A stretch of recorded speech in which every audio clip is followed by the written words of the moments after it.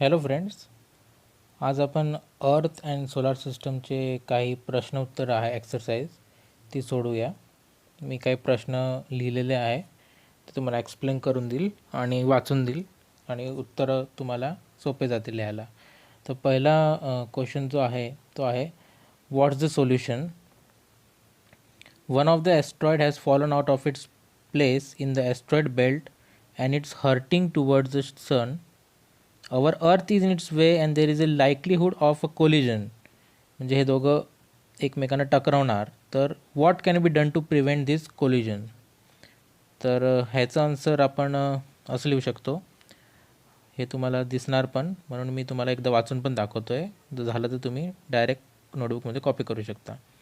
The path of such asteroid can be changed by launching missiles on them so that they leave the orbit of earth on nuclear bombs can be denoted asteroid, so they break down into pieces and easily removed.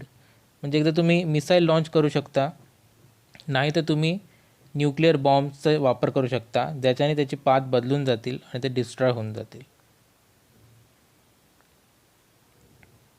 तर question number 2 असा आहे की, what will happen to our solar system if the sun were to suddenly disappear? जर sun अचानक disappear झाला तर काय होऊ शकतं? हे मी एक म्हणजे जर्नल लिहिलेलं आहे. तुम्ही ह्याच्यात तुमचे शब्द ॲड करू शकता, लहान मोठं जसं तुम्हाला आवडेल तसं तुम्ही लिहू शकता. तर आन्सर आहे, if the sun were disappeared the first that will happen to our solar system is that the earth alone with the other planet will go flying off into space. We will be drawn into darkness and we will not able to see the moon anymore.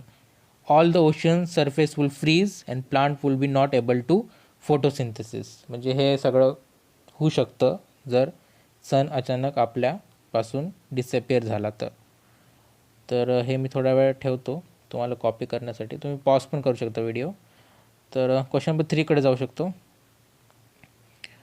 Question number 2चं second आहे. Suppose you want to give your address to a friend you have on the planet Mars. How will you write your address? You want them to understand exactly where you live. म्हणजे एक पत्ता, आपल्या प्लॅनेटच्या हिशोबाने एक पत्ता आपण एका फ्रेंडला आपण कसं सांगू शकतो. तर आहे, if I want to give my address to the friend on the planet Mars then I can ask him to visit the only planet which has life, water and air. म्हणजे आपली पृथ्वी that is called earth. The third planet toward the sun and also ask him to visit my country, state as well as my city.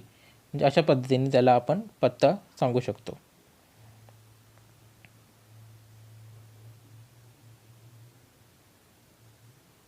प्रश्न तिसरा आहे की, in the picture below correct the sequences of the planet. म्हणजे प्लॅनेटचे जे sequence आहे ह्यांनी काही assemble बरोबर केली नाही, आपल्याला ती बरोबर करायची आहे. तर आता मी तुम्हाला व्हिडिओद्वारे तर ड्रॉ करून दाखवू नाही शकत. सो मी एक इमेज काढली आहे, तर ती तुम्ही बघू शकता की त्यांची सिक्वेन्स कशी आहे, ती आपल्याला त्याप्रमाणे लावायची आहे त्या व्हिडिओमध्ये. हे पॉज करून तुम्ही एक नोटबुकमध्ये उतारू शकता आणि चेक करू शकता.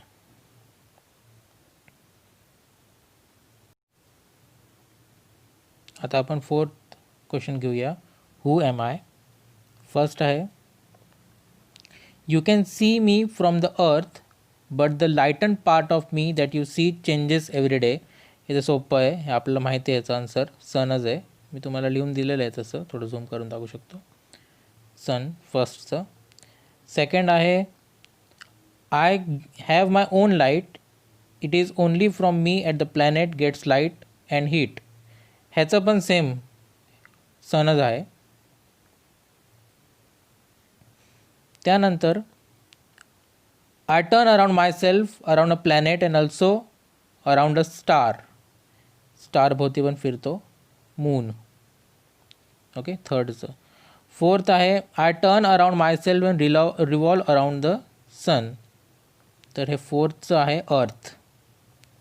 फिफ्थ आहे, no other planet has living world like me. तर फिफ्थ पण सेम अर्थच आहे.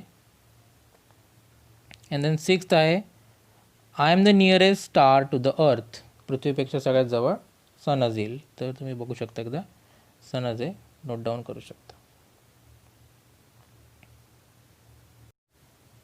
आता 5व्या प्रश्नाकडे वळूया. For what purpose are rockets used in space travel?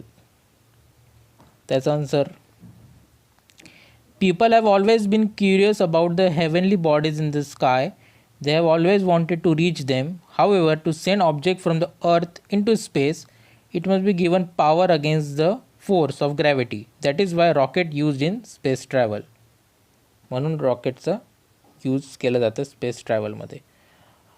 Question number 2 म्हणजे बी त्याचा, what information do man-made satellite provide? Man-made satellites provide useful information for agriculture, environment, weather, forecasting, making maps, and searching for water and mineral wealth on the earth. They are also used for telecommunication. तर अशा रीतीने आपण पूर्ण exercise बघितली आहे. आपण आपण lesson number 2 motion of the अर्थचे पण प्रश्न उत्तर बघूया लवकरच. हा व्हिडिओ तुम्हाला आवडला असेल तर प्लीज लाईक अँड शेअर करा. तुमच्या मित्रांमध्ये व्हॉट्सअप ग्रुप, फेसबुक ग्रुपवर पाठवा. मी हा धडाचं एक्सप्लेनेशन नाही दिलं आहे कारण मी बघितलं की यूट्यूबवर ऑलरेडी खूप सारे एक्सप्लेनेशनचे व्हिडिओज आहेच. भरपूर काही सरांनी दिलेले आहे, शाळेकरी सरांनी ऑनलाईन दिलेलं आहे. म्हणून एक्सरसाइज एक म्हणजे जर माणूस धडा शिकल्यानंतर एक्सरसाइजकडे वळतोच, तर एक्सरसाइज पण आहेत तसे भरपूर, पण एक फक्त तुम्हाला अजून लोकांपर्यंत पोहोचावे माझा हाच उद्देश आहे. म्हणून मी हा व्हिडिओ बनवतो आहे. जर तुम्हाला आवडला असेल तर प्लीज लाईक करा, शेअर करा अँड सबस्क्राईब करा.